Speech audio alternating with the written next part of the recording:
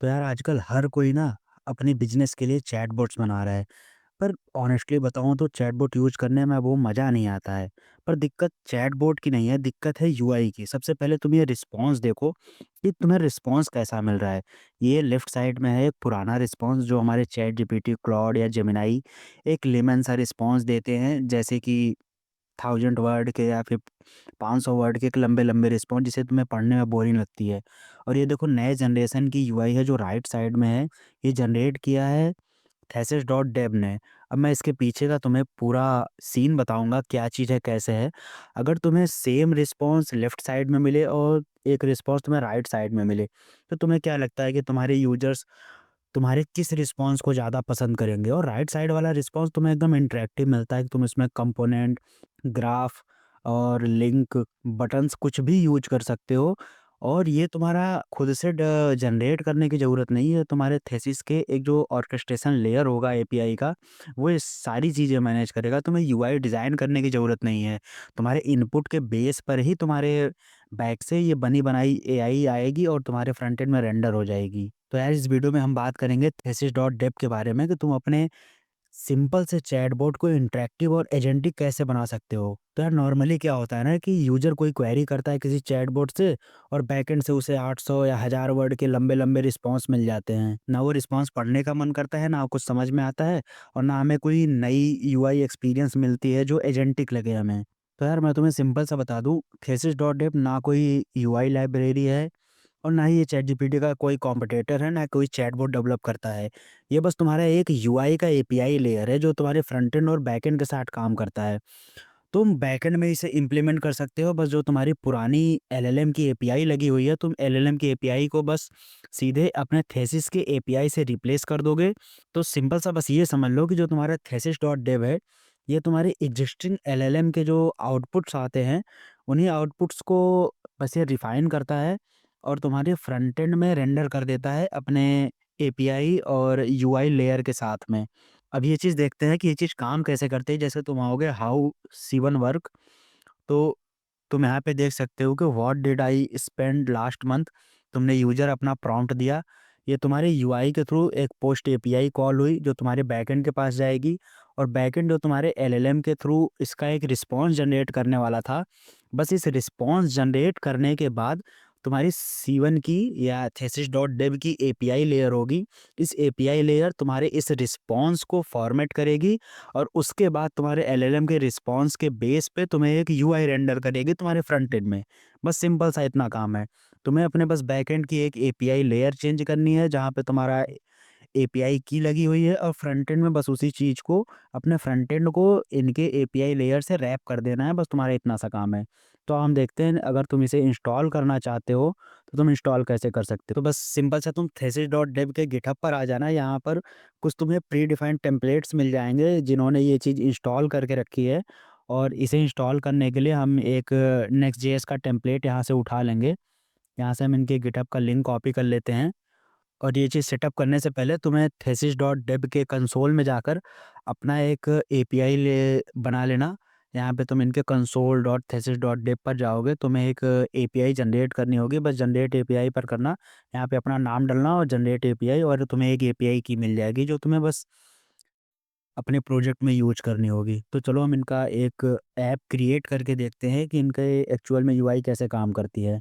तो ये चीज़ टेस्ट करने के लिए हमें एक नया प्रोजेक्ट बनाना पड़ेगा। तो अपने कमांड में जाते हैं और यहाँ पे हम डी ड्राइव में चले जाते हैं और यहाँ पे mkdir और एक नया प्रोजेक्ट क्रिएट कर लेते हैं जेन यूआई करके।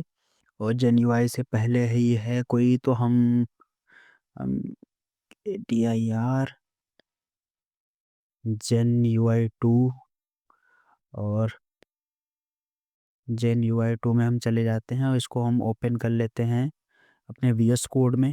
और सिंपल सा हमने जो अभी गिटहब का लिंक कॉपी किया था वो यहाँ पे हम क्लोन कर लेंगे।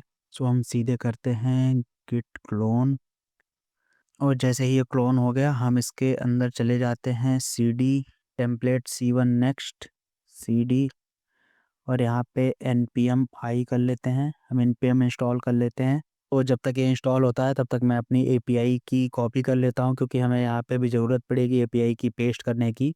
सो हमारा प्रोजेक्ट इंस्टॉल हो गया है और हम अभी इसे रन करके देखते हैं। तो हम सीधे करेंगे npm run dev और इसके बाद हमें यहाँ पर अपना एपीआई की यहाँ पे डालना पड़ेगा। सो अभी के लिए मैं इसी में डाल देता हूँ, बाद में आप इसके लिए एक अलग सा .env बनाकर फाइल उसमें ऐड करना। मैं अभी के लिए यहीं पर ऐड कर देता हूँ। और ये वीडियो बनाने के बाद मैं अपनी ये वाली एपीआई की डिलीट कर दूंगा। So please do not copy this API की। सो हम इसको सेव कर लेते हैं और इसको रन करते हैं। लोकल होस्ट 3000 पर जाते हैं। सो जैसा कि आप लोग देख सकते हैं हमारा प्रोजेक्ट रन हो गया है। तो अब हम देखते हैं इसका रिस्पांस किस तरीके से आ रहा है। सो हम लोकल होस्ट 3000 को चेकआउट करते हैं और यहाँ पे सबसे मैं पहले लिखता हूँ हाय और इसका रिस्पांस देखता हूँ कैसा आता है। सो ये थोड़ा सा टाइम ले रहा है, पर मैंने अपनी एपीआई की सेट कर दी थी। तो ये अभी तुम्हें एक जनरल सा रिस्पांस देगा तुम्हारे चैटबॉट के रिस्पांस के बेस पर मैं इसमें एक सिस्टम प्रॉम्प्ट सेट कर देता हूँ। तो हमें अपना सिस्टम प्रॉम्प्ट ऐड करने के लिए बस एक छोटा सा कोड चेंज करना पड़ेगा। हम यहाँ पे मैसेज की जगह अपना सिस्टम प्रॉम्प्ट ऐड कर देंगे और बस ये हमारा काम हो जाएगा। तो हमारा एक पर्सनलाइज रिस्पांस यहाँ से हमें मिलेगा। सो हम इस चीज़ को सेव करते हैं और एक बार सर्वर फिर से चालू कर लेते हैं और फिर सो हम लोकल होस्ट 3000 ओपन कर लेते हैं अपना और एक बार इसको रिफ्रेश कर लेते हैं। सो आई थिंक ये लोड हो गया। तो अब हम इससे अपना क्वेश्चन पूछते हैं कि time table of the school today. देखते हैं इसका रिस्पांस क्या आता है।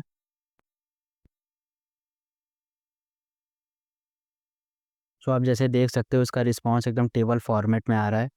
और हम इससे कुछ और भी क्वेश्चन करेंगे कि total students in the school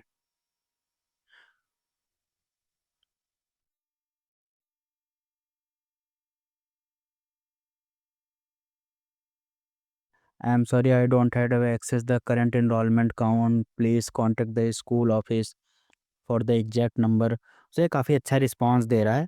bus हमने एक सिस्टम प्रॉम्प्ट ऐड किया हुआ है छोटा सा और बाकी उसके बेस पे इसका रिस्पांस अच्छा आ रहा है। बाकी तुम बहुत सारी चीज़ें इसके साथ ट्राई कर सकते हो। तो एक बार ये चीज़ ट्राई करना और मुझे बताना कि तुम्हें ये यूआई कैसी लगी। अगर तुम इसे अपने अगले प्रोजेक्ट या किसी चीज़ में ऐड करते हो तो तुम एक बेहतर जनरेटिव यूआई एक्सपीरियंस अपने यूजर्स को दे पाओगे अगर तुम अपने प्रोजेक्ट में ये चीज़ ऐड करते हो तो।